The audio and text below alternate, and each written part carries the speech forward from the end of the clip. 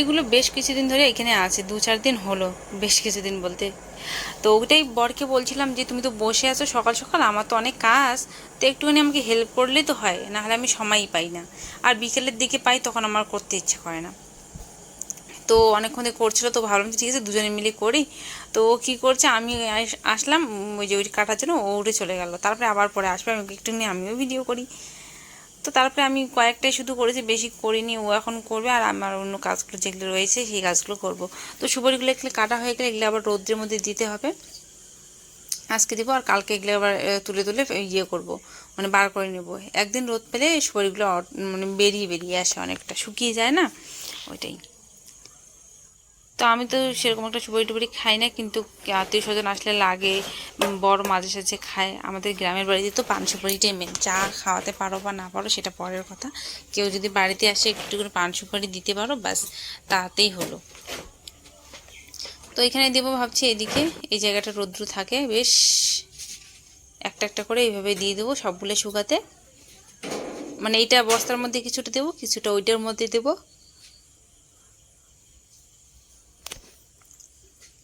আর সুপারি কাটাগুলো সবগুলো হয়ে গেল, ও চলে আসলো এদিকে সুপারিগুলো দেওয়ার জন্য।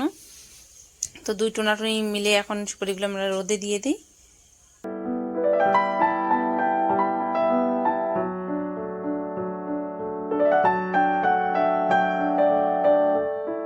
Hello everyone, welcome back to my channel. তোমরা সবাই কেমন আছো? আশা করছি সবাই অনেক ভালো আছো, সুস্থ আছো। তোমাদের আশীর্বাদ ও ভালোবাসে আমরা অনেক ভালো আছি। তো বাইরেটাতে আমি এখন উঠোনটা একটু আগে ঝাড়ু দিলাম। বাইরে উঠোনটা দেওয়ার পরে ভাবলাম যে জল দিয়ে দিই। জল দেওয়ার আগে ঝাড়ু দিলে ভালো হতো, মানে জল দিয়ে ঝাড়ু দিলে ভালো হতো, নাহলে না কি ধুলা উড়ায় সকালের দিকে, কি বলি। দিনে অনেক কয়বার করে জল দিতে লাগে, আর বেশি করে আবার যদি জল দিই তাহলে ওই মাটিগুলো আবার চপ্পলের সাথে বাড়ি চলে যায়। বেশি করে আবার দেওয়া যায় না, হালকা করে দিতে হয়। তো সব জল টল দেওয়া আমার হয়ে গেলো। এবার চলে আসলাম কাপড় কাচতে। কাপড় ভিজিয়ে রেখেছি, আবার নিয়ে গিয়ে কাপড়গুলো আমি কেচে দেবো। কাপড় ভিজিয়ে রেখেছি, এখন ওইখানকার জল দিয়ে আমি কাপড় টাপড় ভিজিয়ে রাখি বেশিরভাগ সময়টাই। তো এইটা বাথরুমে আমি কেচে টেচে ভালো করে নিয়ে আসলাম, এখন জল দিয়ে শুধু এখানে ধোবো। ধুইলে মানে কী হয় বলো তো, এই জলটা দিয়ে আমি এখন কাপড় কাচাকাচি করছি না, আমি বেশ কিছুদিন ধরে দেখছি নাইটিগুলো আমার একদম পরিষ্কারই আছে। আর না হলে না, নাইটিগুলো একদম লালচে লালচে একটা ভাব চলে আসে। তো জল দিতে হয় এভাবে।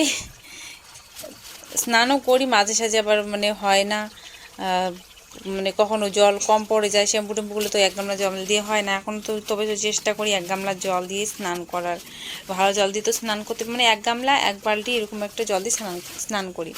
এখানে গামলার মধ্যে 1 গামলা নেই, তারপরে হলো ওই দুইটা দিয়ে নেই, 1 ভর্তি করে হয়ে যায় ততক্ষণে। তারপরে দেখো, আর এখানে জামা কাপড় কিছু ওই যে কেচে দিলাম আমার। তারপরে হলো বিছনার বেডশিটটা কেচে দিয়ে শুকাতে দিয়ে দেবো। আর এখন তো তাড়াতাড়ি শুকিয়ে 2-3 ঘন্টার মধ্যে একদম জামা কাপড় শুকিয়ে যায়। সকাল সকাল দেখতে পাচ্ছ রোদের তাপমাত্রাটা অনেকটা পরিমাণে, গরমও লাগছিল।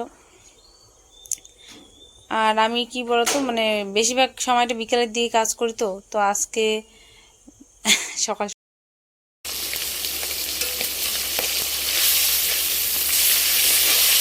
আর এদিকে স্নান করে চলে আসলাম রান্না করতে। তো রান্না করব হলো আমি এদিকে মাছ ভাজা। তার আগে আমি ভেজে নিয়েছিলাম ওইদিকে এসে কী বলে ওইটাকে, বটবটি আর আলু ভেজে নিয়েছি মাছের ঝোল, আর এইটা ভাজা দিয়ে এই দিয়ে আমাদের খাওয়া দাওয়া হবে। তো এখানে আলুগুলো আমি ভেজে নিচ্ছি মাছের ঝোলের জন্য। আলু কেটে নিয়েছি, দুবেলা রান্না করছি তো, তো তার সঙ্গে টমেটো লবণ দিয়ে টমেটোটা দিয়ে দিলাম, আর পেঁয়াজটাও দিয়ে দিয়েছি, দিয়ে দিলাম এখন। আর মশলা এদিকে আমি বেটে নিয়েছি, যা যা মশলা লাগবে আমাকে। এখানে আছে জিরে বাটা, আদা বাটা, মশলাটা দিয়ে দিলাম, দিয়ে ভালো করে কষিয়ে নিব। একটু জল টল দিয়ে ভালো করে কষিয়ে নিয়ে মাছটা দিয়ে দেবো আমি। আর টমেটোটা একদম গলে গেছে, আমার একটু টমেটোটা ইসে থাকলে ভালো লাগে, কিন্তু গলে গেছে ভাজতে ভাজতে। সন্ধ্যাবেলা চলে আসলাম, একটা বার্থডে বাড়ি নিমন্ত্রণ ছিল দিদি, মানে পাশের বাড়ির দিদি, ওর মেয়ের বার্থডে বলে আসলো বিকেলের দিকে। তো আমার তো রান্নাবাড়া ছিলই, সেগুলো আবার মানে ছিল এরকমই। তারপরে না আসলো কেমন হয়, চলে আসলাম বার্থডে বাড়িতে। বার্থডে বার্থডে পার্টি, আমরা বার্থডে বাড়ি বলি, তো সেটাই বলছিলাম। তো দেখো এখানে চলে আসছি, এসে এতক্ষণ বসেছিলাম, তো এখন রেডি রেডি করে এই যে বার্থডে কমপ্লিট হলো। তো এই যে বার্থডে গার্ল বসে আছে, কেক কাটিংও হয়ে গেল। তারপরে আমরা খাওয়া দাওয়া করে বাড়ি চলে যাব। তো খাওয়া দাওয়া এখানে বসে গেছি মাম্মাম, আমি, তারপরে ওই যে দিদি, পাশের বাড়ির দিদিটা ও আসছে, এদিকে শাশুড়ি মায়ের সাথে আসছিলাম, আমাদের পাশেই বাড়ি। তো তারপরে সবাই মিলে বসে খাওয়া দাওয়া করে একসঙ্গে আমরা বাড়িতে যাবো। চলো, কেমন লাগলো ভিডিওটা কমেন্ট করে জানিও। সবাইকে গুড নাইট।